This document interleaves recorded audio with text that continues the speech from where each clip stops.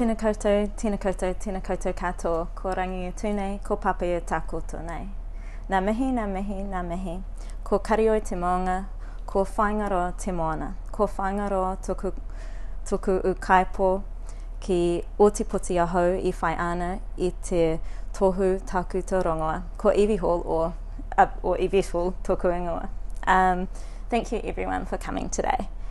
My name is Evie or Yvette, depending on what you want to call me. I'm happy with either. I'm from Raglan and I'm living in Dunedin at the moment to study medicine. Thank you, Grant, for the introduction, and also everyone for coming out on this drizzly Sunday evening.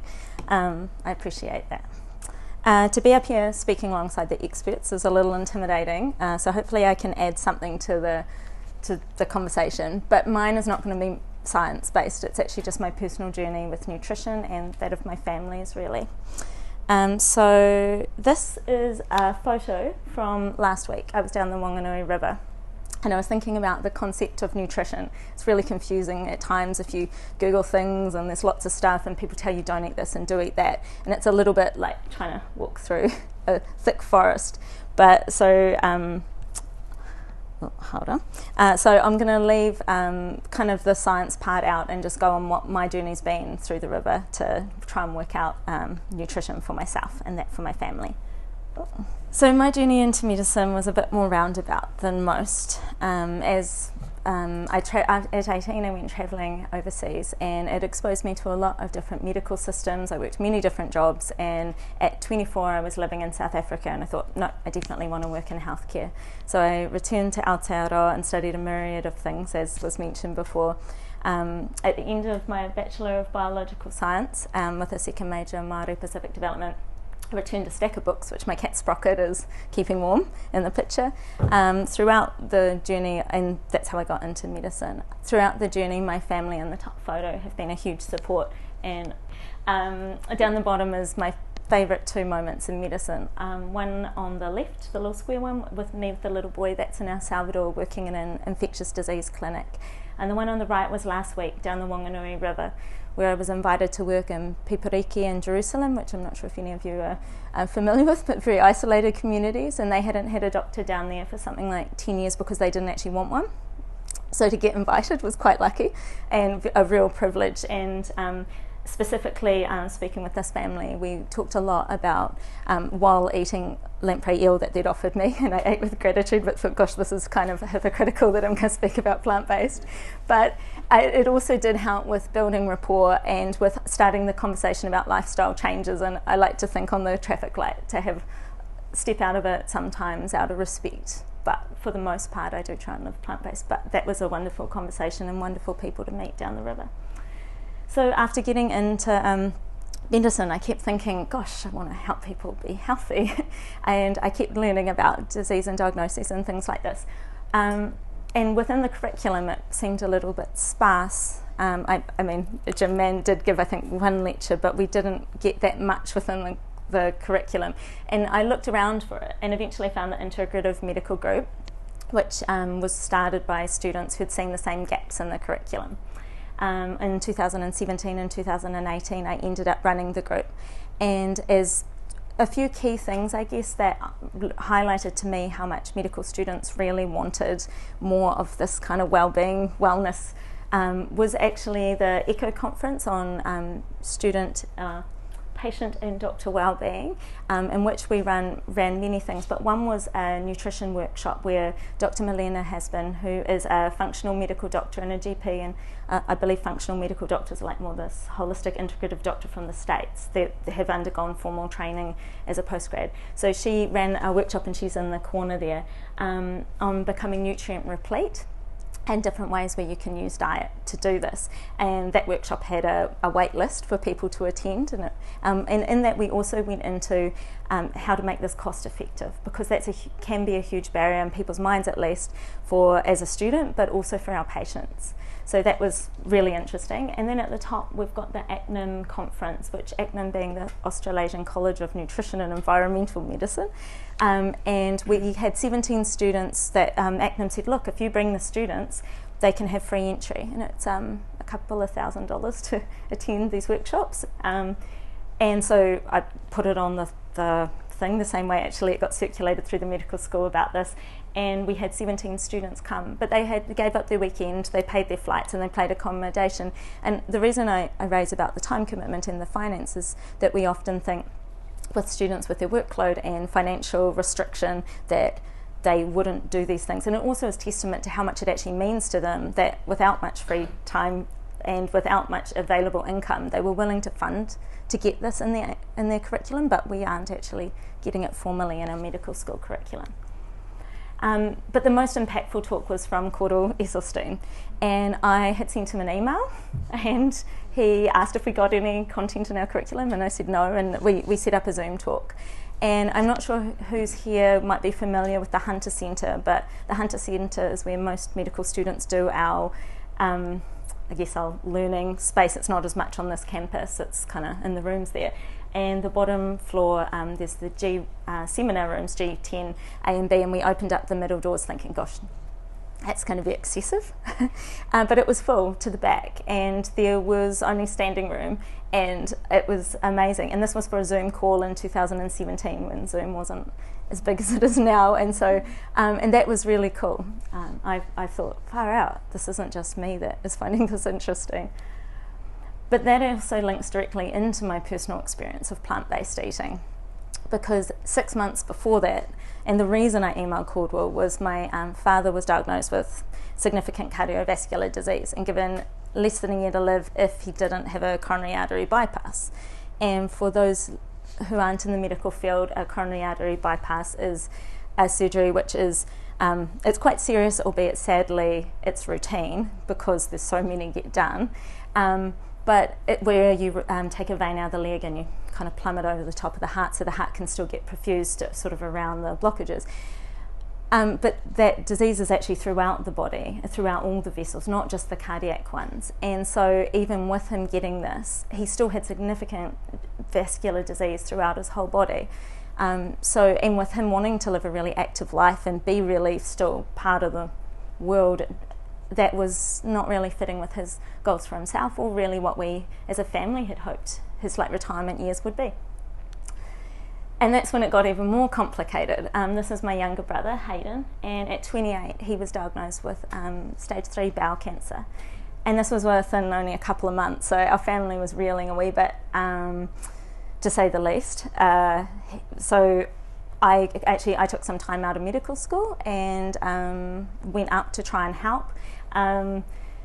We were all a bit stressed about it, but Mum actually, she got so tired through this process driving back and forwards between Hamilton and Raglan, she fell asleep at the wheel, and luckily was fine. But it was also my sister was doing her masters and she wasn't coping, and it was really the 5 of us that I showed in the beginning.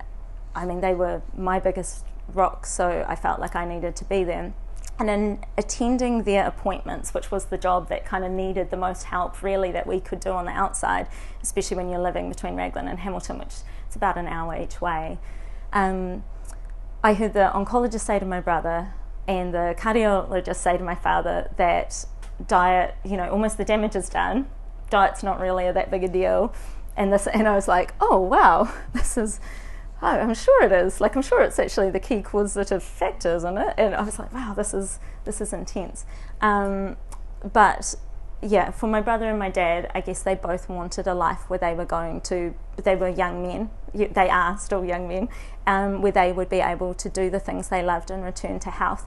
So anyway, a friend of ours around this time mentioned Forks Over Knives, and we watched it as a family and decided to go plant-based as a family.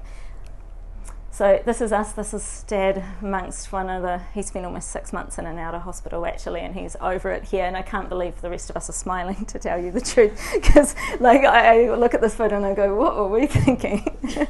But so Dad had a quadruple bypass and my brother had a right hemicolectomy, and they went plant-based, and that was when I put in for interest's sake, because when Dad went plant-based, he put down vegan, and he was still testing it out, and this was one of the first meals he got, which I don't know if you can see the beef in the corner.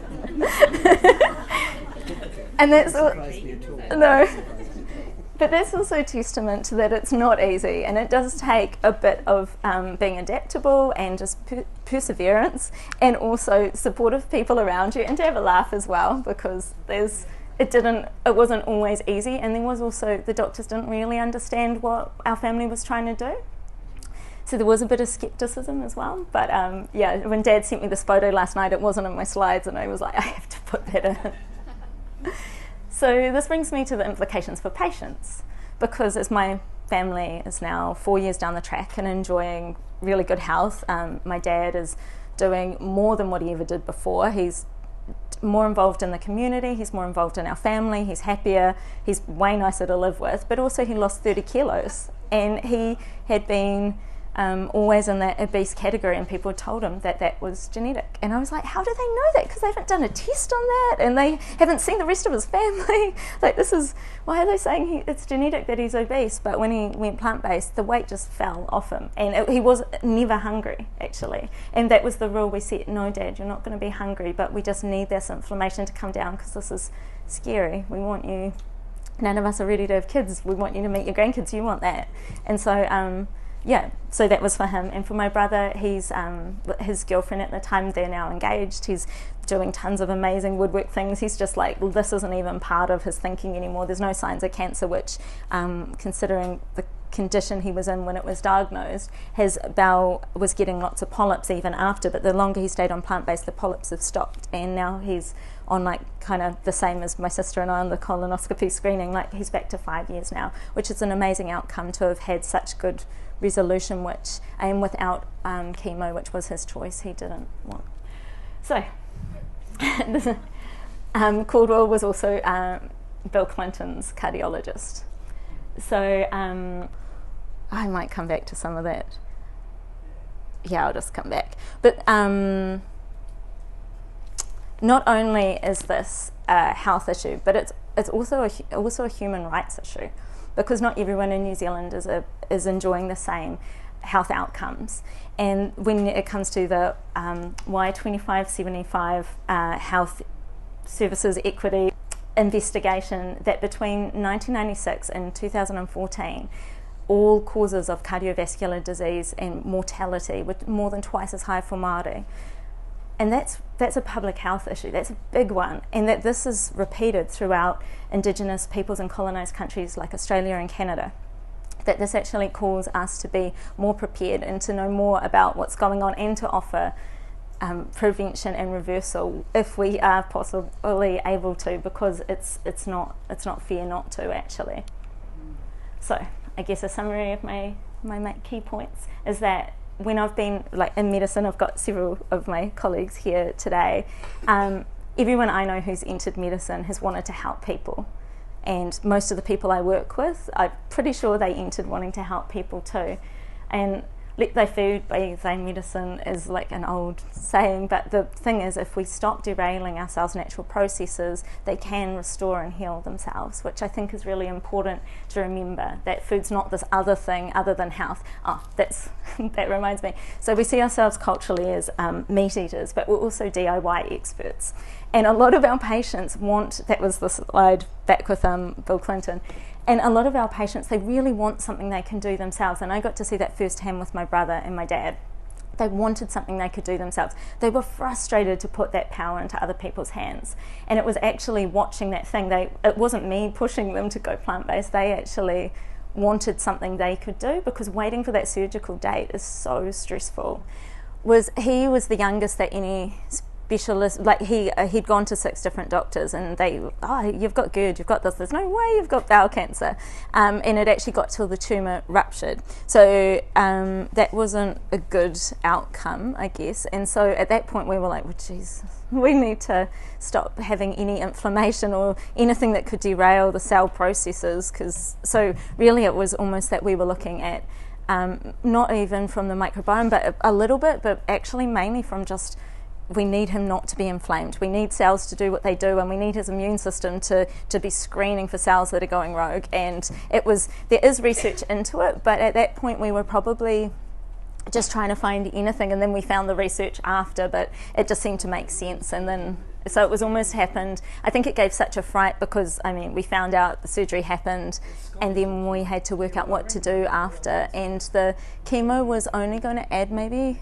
1% survival, and that wasn't good enough considering the side effects were 100%, and there are some side effects that are lifelong, like the neuropathies and stuff, and he's a carpenter, he works with his hands. If he had had that, his livelihood was not going to, he was going to have to find a new way to work, and he was like, nah, I'll work through this. So he chose plant-based, but yeah, I don't think we were looking, I mean, the microbiome improves with it, but it wasn't our primary driver. It was more like, well, something's wrong with your bowel. And very quickly with the colonoscopies we could see, because he was on such regular colonoscopy screening, that the first one had like, I don't know, I'll say 100 polyps, the second was 20, and it got down to 5, and then it was 4, and then there was none. And that was amazing to see that the section of bowel that was left was improving. And so I guess, yeah, and then actually we did start to go like, oh my gosh, there's actually a lot of research, but just, I guess because Dad kind of prepped us to think that way, we probably flowed into it with Hayden a bit quicker as well. Yeah, so I don't know if that quite answers, but it wasn't as scientific. It was probably a little bit of a panic as well, going like, oh my God, well, he can't keep doing whatever he was doing, and food transits the bowel, so it's possible that food's part of this. So let's start there, and then, yeah, backwards worked it out that, oh yeah, that's a good idea, let's keep going. And then it kept being a better idea the more we went into it. We were like, far out, there's no negative to this, so why wouldn't we? We have time. Any more questions? Down the back? Down the back. Thanks, Eddie. I appreciate the metaphorical enlightenment. That's what I was just wondering, with your integrative medicine group, if you've managed to put any pressure, if you talk to the med school faculty about actually changing what was in the course and what the out for originally? Yeah, no, that's a really good question, and I tried to raise it with the metabolism module, and I did try and raise it a few times, and I tried to present things, and I don't know, I guess a lot of my family stuff was also, like, I was running the talks, but then my energy was running out a bit because of juggling med school and things. But it was hard to get traction. It was hard to even raise the conversation, and often when they're like, oh, there's no research, I was like, I've got research, like, I can show you, because I'm doing this research for my family. But it did, I don't know, like, whether I'm being skeptical, but it did feel a bit smoke and mirrors, like I kept trying and it wasn't really, and in the end I think I actually just thought, I've just got to pass so I get to graduate with you guys, and also and support my family. So in the end I think I got tired, but it was really hard to get anyone to talk with me about it, and I was like, oh, this is weird, because this is something that our patients are asking us for, you know. And being in clinic, the sad thing is you see so many patients who they have conditions that might not have happened, if not, but they also are asking for something they can do, and we're not equipped with that. And I feel like, gosh, it actually makes the job a lot more satisfying if you have something to say that you believe in as well, rather than just like, take your pills, you know. Like, it's actually would be a lot nicer, I think, for burnout and things as well. So yeah, but I did try, so if anyone wants to come along, we could try again. Well, thank you very much, Yvette. Okay. That was a real challenge.